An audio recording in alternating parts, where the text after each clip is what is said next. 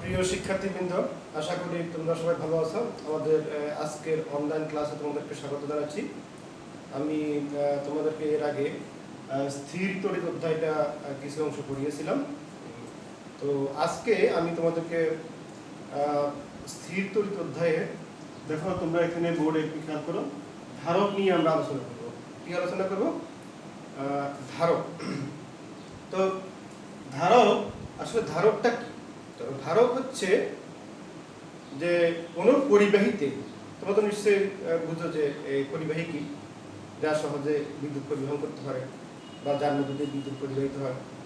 তো পরিবাহীতে চার্জ সঞ্চয় করে রাখার যে কৌশল, একটি পরিবাহীতে চার্জ সঞ্চয় রাখার, একটা চার্জকে যে সঞ্চিত রাখার যে কৌশল, তাকে বলা হয় ধারক। অর্থাৎ যে কৌশলে একটি পরিবাহীতে চার্জ কি সঞ্চয় করে রাখা যায়, সেটা হচ্ছে কি ধারক। ধারক, এখন ধারককে ইংরেজিতে বলা হয় ক্যাপাসিটর। ঠিক আছে? তাহলে এই যে ধারক, ধারকের ধারকত্ব, ধারকের ধারকত্ব, এটা হচ্ছে ক্যাপাসিটর। এটা হচ্ছে ক্যাপাসিট্যান্স, ধারকের ধারকত্ব। তো ধারকত্বের, তোমরা জানো যে ধারকত্বের তার বৈদ্যুতিক বর্তনীতে আমরা তার সিম্বলটা আমরা এইভাবে দিব। হ্যাঁ, তো ধারকত্বের যে দুটি পাত থাকে, সেই পাতদ্বয়ের মধ্যে যদি একক বিভব পার্থক্য বজায় রাখার জন্য ধারকের মানে পাতদ্বয়ের মধ্যে একক বিভব পার্থক্য বজায় রাখার জন্য যে পরিমাণ কি চার্জের প্রয়োজন হয়, তাকে বলা হয় ধারকের ধারকত্ব। ধারকত্বকে আমরা সি দ্বারা প্রকাশ করি, C equal to Q by E. তাহলে আমরা কি বুঝলাম? যদি এখানে ভি এর মানটা, বিভব পার্থক্যের মানটা যদি এখানে একক হয়, তাহলে আমরা কি হয়ে যাবে? দেখো, যদি 1 হয় বিভব পার্থক্য, তাহলে সি ইকুয়াল টু হবে। তাহলে ধারকের পাতদ্বয়ের মধ্যে একক বিভব পার্থক্য বজায় রাখার জন্য যে পরিমাণ কি হয় চার্জের প্রয়োজন হয় বা আধানের প্রয়োজন হয়, তাকে বলা হয় কি ধারকের ধারকত্ব। তাহলে ধারকত্বের একক কি হতে হবে? ধারকত্বের একক হচ্ছে ফ্যারাড। এটাকে ফ্যারাড দ্বারা প্রকাশ করা হয়। ধারকের একক হচ্ছে কি ফ্যারাড। ফ্যারাড তাহলে কি দেখো, ফ্যারাড হচ্ছে, এটা যদি 1 কুলম্ব হয়, এটা যদি 1 ভোল্ট হয়, তাহলে কি হবে? 1 কুলম্ব পার ভোল্ট মানে হচ্ছে 1 ফ্যারাড। 1 ফ্যারাড অর্থাৎ তাহলে এক ফ্যারাড কি, যদি কোনো পরিবাহীর কোনো ধারকের পাতদ্বয়ের মধ্যে 1 ভোল্ট বিভব পার্থক্য বজায় রাখার জন্য যদি 1 কুলম্ব আধানের কি হয় প্রয়োজন হয়, কি হয় 1 কুলম্ব, তাহলে ওই ধারকের ধারকত্ব কি বলা হয়? 1 ফ্যারাড বলা হয়। কি বললাম? যদি, খেয়াল করো, যদি কোনো ধারকের পাতদ্বয়ের মধ্যে 1 ভোল্ট বিভব পার্থক্য বজায় রাখার জন্য 1 কুলম্ব চার্জ বা আধানের প্রয়োজন হয়, তাহলে ওই ধারকের ধারকত্বকে বলা হয় কি 1 ফ্যারাড। এখন তোমরা দেখো যে এখানে ধারকত্বের একককে আমরা লিখলাম, এখানে কি বললাম যে এটা হচ্ছে গণিত ফ্যারাড, কিন্তু ধারকত্ব আরো কিছু একটা আছে। যেমন কি দেখো, ধারকত্ব আরো কিছু একক হচ্ছে, ধরো ধারকত্বের একক হচ্ছে কি মাইক্রোফ্যারাড। যেমন ধরো 1 মাইক্রোফ্যারাড, 1 মাইক্রোফ্যারাড সমান হচ্ছে 10 টু দি পাওয়ার -6 ফ্যারাড। তারপরে তোমার একটা আছে পিকোফ্যারাড, 1 পিকোফ্যারাড সমান হচ্ছে 10 টু দি পাওয়ার -12 ফ্যারাড। ন্যানোফ্যারাড আছে, 1 ন্যানোফ্যারাড হচ্ছে 10 টু দি পাওয়ার -9 ফ্যারাড। এটা হচ্ছে ধারকত্বের বিভিন্ন ধরনের এককগুলো। তাহলে আমরা জানলাম কি ধারক কি, ধারকত্ব কি, ধারকত্বের একক কি, এবং ফ্যারাড কি, পিকোফ্যারাড, মাইক্রোফ্যারাড, ন্যানোফ্যারাড কি, এগুলো সম্পর্কে আমরা মোটামুটি একটা ধারণা পেলাম। এখন ধারকের সমবায়, ধারকের দুই ধরনের সমবায় আছে। একটা হচ্ছে তোমার কতগুলো ধারককে যদি ধরো, আমি যদি এটা ধরে এভাবে করলাম, তাহলে আমি যদি একটা বর্তনী এইভাবে আমি সংযোগ করি, এটা C1, এটা C2, এটা C3, তাহলে এটা হচ্ছে তোমার কি শ্রেণী সমবায়। হ্যাঁ, শ্রেণী সমবায় বা যেটাকে আমরা বলবো সিরিজ। আর যদি আমরা প্যারালাল করি, যেমন ধরো সমান্তরাল, ধরো এরকম, এটাকে বলবো আমরা ধারকের সমান্তরাল সমবায়। ঠিক আছে? তো শ্রেণী সমবায়ে ধারকের একটা তুল্য ধারকত্বের একটা সূত্র আছে। শ্রেণী সমবায়ের ক্ষেত্রে তুল্য ধারকত্ব, হ্যাঁ, তুল্য, তোমরা যেরকম যে তুল্য রোধ তোমাদের এরকম বসতো, সেরকম এটা হচ্ছে কি তুল্য ধারকত্ব। শ্রেণী সমবায়ের ক্ষেত্রে যদি তোমার তুল্য ধারকত্ব যদি ধরো CS হয়, তাহলে 1/CS = 1/C1 plus 1/C2 plus 1/C3। ঠিক আছে? আচ্ছা, যদি মনে করো এই তিনটা ধারকত্বের তুল্য ধারকত্ব কত, হ্যাঁ, তাহলে যদি এটা CS হয়, 1/CS = 1/C1 plus 1/C2 plus 1/C3। আর যদি সমান্তরাল হয়, সমান্তরালের ক্ষেত্রে তোমার তুল্য ধারকত্ব কি হয়? এই ক্ষেত্রে C2 = C1 plus C2 plus C3। তাহলে আমরা জানলাম ধারক কাকে বলে, ধারকত্ব কাকে বলে, ধারকত্ব একক কি, এবং ধারকের যে দুই ধরনের সমবায় হয়, একটা হচ্ছে শ্রেণী সমবায়, একটা হচ্ছে সমান্তরাল সমবায়। শ্রেণী সমবায়ের ক্ষেত্রে তার তুল্য ধারকত্ব কি, সমান্তরাল সমবায়ের ক্ষেত্রে তার তুল্য ধারকত্ব কি। এখন আসো আমরা এই যে শ্রেণী এবং সমান্তরাল সমবায়, যেটা আমরা মানে আলোচনা করেছিলাম যে শ্রেণী এবং সমান্তরাল সমবায়, সেই শ্রেণী এবং সমান্তরাল সমবায় যে সূত্র, এটা ব্যবহার করে আমরা একটা ধারকের একটা গাণিতিক সমস্যা একটা আমরা সমাধান করব। ধারকের আরো একটা সূত্র আছে, যেটাকে আমরা বলবো ধারকের সঞ্চিত শক্তি একটা সূত্র আছে। যদি এটা U হয়, U = 1/2 C/V²। মনে করো আমি ধারক, হ্যাঁ, কোনো একটা বর্তনীতে আমি ধারক রাখলাম, সেখানে একটা বিভব পার্থক্য আমি দিলাম, একটা ভোল্টেজ প্রয়োগ করলাম, এরপরে সেখানে তার সঞ্চিত শক্তিটা কত হবে? সঞ্চিত শক্তি U = হবে 1/2 C/V²। C হচ্ছে ধারকত্ব, V হচ্ছে তার বিভব পার্থক্য। ঠিক আছে? তাহলে এই সূত্রগুলো ব্যবহার করব আমরা। আমরা এখন একটা গাণিতিক সমস্যা আমরা সমাধান করব। তোমরা একটু বোর্ডের ডান পাশে দেখো, এখানে তাকাও, তোমরা কি দেখতে পাচ্ছ? দেখতে পাচ্ছ, দেখো C1, এটা একটা C1, প্রথমটা হচ্ছে কি তার ধরো ধারকত্ব, এটা কত? C1, এটা হচ্ছে C2, এই C1 ধারকের ধারকত্ব হচ্ছে, এটা হচ্ছে 1 মাইক্রোফ্যারাড, C2 হচ্ছে তার ধারকত্ব হচ্ছে 2 মাইক্রোফ্যারাড, C3 হচ্ছে তার কি 3 মাইক্রোফ্যারাড। মাইক্রোফ্যারাড মানে আমি আগে বলছিলাম 1 মাইক্রোফ্যারাড মানে হচ্ছে কত? 10⁻⁻6 ফ্যারাড। ঠিক আছে? 1 মাইক্রোফ্যারাড সমান কত? 10⁻⁻6 ফ্যারাড। তাহলে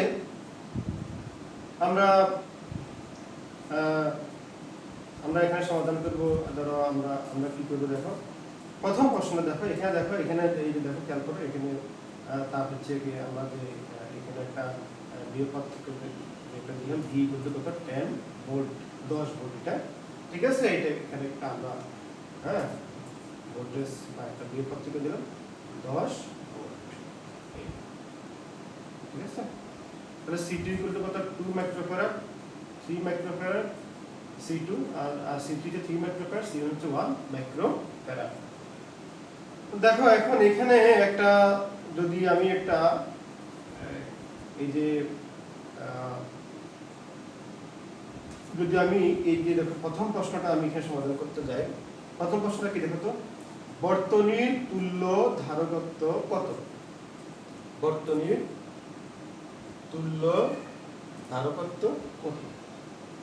ঠিক আছে? তো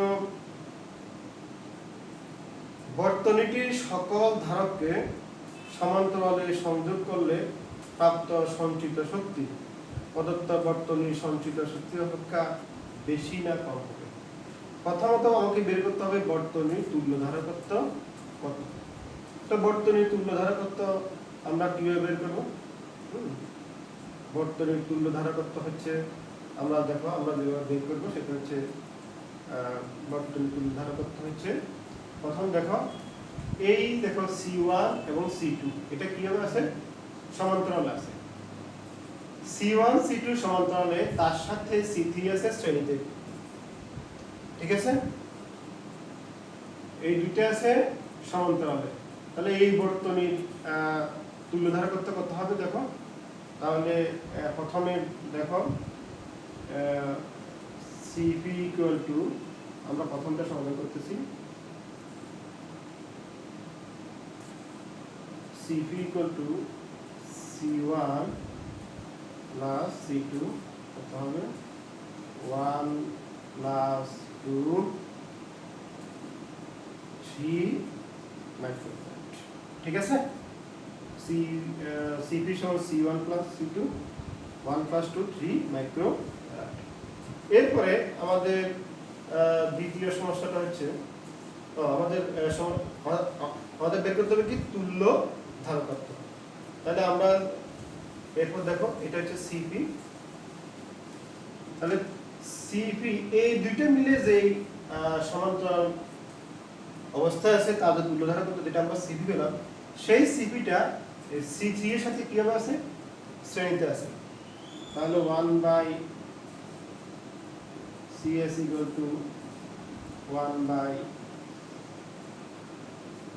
1/C3 plus 1/CP।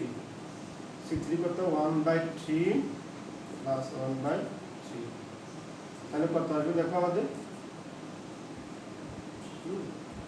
আমরা যদি এখানে 1 plus 1 তাহলে 1/CS = 2/3, CS = 3/2, সুতরাং CS = 3/2 1.5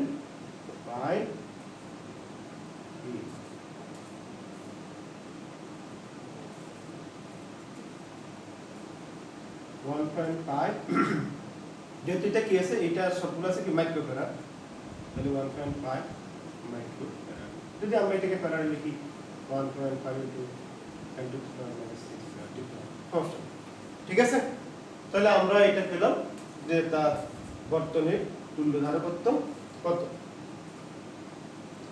এখন বর্তনীর সকল ধারককে সমান্তরালে সংযোগ করলে প্রাপ্ত সঞ্চিত শক্তি।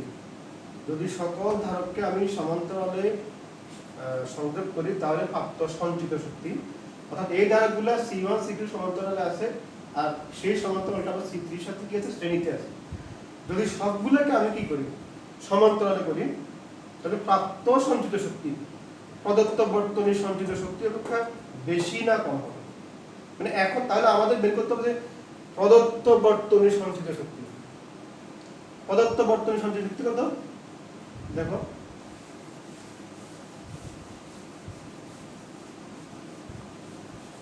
এখানে আমরা খ দিছি, খ প্রদত্ত বর্তনীর সঞ্চিত শক্তি। তো আমরা আগে বের করছি, আমি আর নতুন করে বের করলাম না। প্রদত্ত বর্তনীর তুল্য ধারকত্ব আমরা জানি কত? 1.5 মাইক্রোফ্যারাড বা 1.5 × 10⁻⁻6 ফ্যারাড। তাহলে প্রদত্ত বর্তনীর সঞ্চিত শক্তি কত? U, প্রথমটা যদি আমি U1 ধরি, U1 সমান কত? 1/2 CS d²। 1/2 × CS এর মানটা কত? 1.5 × 10⁻⁶ ইনটু কত? V কত? V হচ্ছে 10 ভোল্ট স্কয়ার। তাহলে কত হবে দেখো?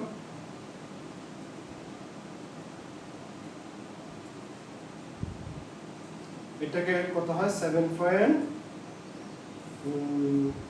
1.5 যদি আমি এটাকে করি তাহলে 7.5 × 10⁻⁻⁴ এটা তাহলে আরো একটা বাড়বে 1.5 7 ইন্টু 100, হ্যাঁ 100, তাহলে কত হবে 7.5 ইন্টু 10 টু দি পাওয়ার এটা চলে যায় -5 সঞ্চিত শক্তি। তো শক্তির একক আমরা সেটাকে আমরা জুলে ধরতে পারি, সেটাকে আমরা জুলি বলি, শক্তির একক। ঠিক আছে, 7.5 into 10 to the power -5 joule. যদি আমরা কি করি, যদি আমরা এটাকে মানে পদার্থ বর্তনীর যে সঞ্চিত শক্তি আমরা বের করতে চাই, তাহলে হচ্ছে আমার U1 = 7.5 into 10 to the power -5 joule, এরকম এটাই আসবে পদার্থ বর্তনীর সঞ্চিত শক্তি। এখন বলছে বর্তনীর সকল ধারকের সমান্তরালে, যদি আমি এখানে কিন্তু সবগুলো সমান্তরালে নাই, যদি আমি সবগুলোকে সমান্তরালে করি তাহলে সঞ্চিত শক্তিটা এই পদার্থ সঞ্চিত শক্তির চেয়ে বেশি হবে নাকি কম হবে। তাহলে আমি এটা তো মনে রাখলাম 7.5 into 10 to the power -5 joule. তাহলে আমি সকল ধারককে আমি কিসে করব, সমান্তরালে করব, সরি হ্যাঁ সমান্তরালে। সমান্তরালে করলে কি হবে দেখো, Cp = কত হবে, C1 plus C2 plus C3, তাহলে 1 প্লাস 2 প্লাস 3 6 মাইক্রোফ্যারাড, মানে 6 ইন্টু 10 টু দি পাওয়ার -6। ওকে, তোমরা এটা Cp C1 plus C2 plus C3 1 plus 2 plus 3 6 microfarad, 6 into 10 to the power -6 farad. যখন বর্তনীর সকল ধারককে সমান্তরালে সংযোগ করে, তাহলে দেখো, তাহলে তখন সঞ্চিত শক্তি কত হবে, U2 দিয়ে এটাকে আমরা half Cp V square half into Cp এর মানটা কত, Cp এর মানটা হবে যেটা আমরা এটাকে বের করছিলাম কত, 6 ইন্টু 10 টু দি পাওয়ার -6, আর V এর মান তো 10 স্কয়ার, তাহলে কত হবে, এটাকে যদি আমরা এখানে কত হবে 3 into 10 to the power -6 into 100, মানে হচ্ছে 3 into 10 to the power -4 joule. তাহলে আমাদের দেখো, আমাদের U1 ছিল এটা, U1 ছিল কত, U1 ছিল আমাদের 7.5 into 10 to the power -5 joule. U1 7.5 into 10 to the power -5 joule. আর U2 হচ্ছে আমার 3 into 10 to the power -4 joule. ঠিক আছে, 3 into 10 to the power -4 joule. তাহলে তোমরা দেখতে পাচ্ছ যে কোনটা বেশি হবে, বলছে বর্তনীর সকল ধারককে সমান্তরালে সংযোগ করলে প্রাপ্ত সঞ্চিত শক্তি প্রদত্ত বর্তনীর সঞ্চিত শক্তি অপেক্ষা বেশি না কম হবে। না, আমরা বললাম যে যদি আমরা সমান্তরালে করি, সমান্তরালে করলে সেটা প্রদত্ত বর্তনী, মানে এখন যে বর্তনী আছে সমান্তরালে করলে প্রদত্ত বর্তনীর সঞ্চিত শক্তি অপেক্ষা কি হবে, বেশি হবে। এই মানটা অনেক বড়, ঠিক আছে, তাহলে কি হবে, বেশি হবে। আমরা বেশি হবে না কম হবে গাণিতিকভাবে বিশ্লেষণ করব। এটা একটা বোর্ডের প্রশ্ন। তো তোমরা আশা করি আজকের ক্লাসটা তোমরা বুঝতে পারছো। আমরা আলোচনা করেছিলাম, আজকের ক্লাসে আমরা কি আলোচনা করেছিলাম, আমরা আলোচনা করেছিলাম ধারক কাকে বলে, হ্যাঁ, যে ধারকত্ব কাকে বলে, তারপরে ধারকত্বের একক কি, এবং ধারকের যে সমীকরণ সেটা C = Q/V। ধারকত্বের একক কি, ধারকত্বের একক তিনটা আছে, আমরা যেটা আলোচনা করি, একটা হচ্ছে ফ্যারাড, আবার এটাকে আরো কয়েকটা তিনটা সরি, একটা হচ্ছে ফ্যারাড, একটা হচ্ছে পিকোফ্যারাড, একটা হচ্ছে কি ন্যানোফ্যারাড, একটা হচ্ছে মাইক্রোফ্যারাড। তাহলে আমরা কয়টা, আমরা 4টা ব্যবহার করি, পিকোফ্যারাড, ন্যানোফ্যারাড, মাইক্রোফ্যারাড আর হচ্ছে ফ্যারাড। ঠিক আছে, তাহলে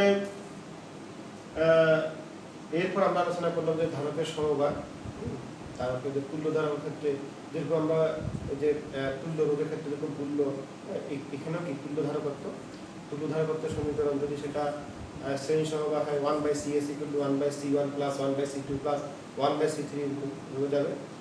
CP = হয় C1 + C2 + C3। আর এরপরে আমরা আলোচনা করেছিলাম যে ধারকের সঞ্চিত শক্তি U = 1/2 CV²। ঠিক আছে, যদি তাহলে দেখো U1 = 7.5 থেকে যেটা আমাদের বের হয়েছে, U2 = 3 × 10⁻⁴ এটা কি বেরোলো? অর্থাৎ আমরা যে গাণিতিক সমস্যাটা যেটা সমাধান করলাম সেখানে আমাদের দুইটা সমস্যা আছে। একটা হচ্ছে কতে আছে বর্তনীর তুল্য ধারকত্ব কত, এই বর্তনীর তুল্য ধারকত্ব আমরা সেটা বের করলাম। এবং দ্বিতীয় প্রশ্নে যেই বললো বর্তনীর সকল ধারককে সমান্তরালে সংযোগ করলে অপসঞ্চিত শক্তি বেশি হবে না কম হবে? U1 এবং U2 আমরা দেখলাম কি U2 বেশি হবে, অর্থাৎ সমান্তরালে করলে তার সঞ্চিত শক্তিটা বেশি হবে, প্রদত্ত বর্তনী সেম। তাহলে আজকে তোমাদের আজকের আলোচনা এটুকুই। দেখা হবে পরবর্তী ক্লাসে।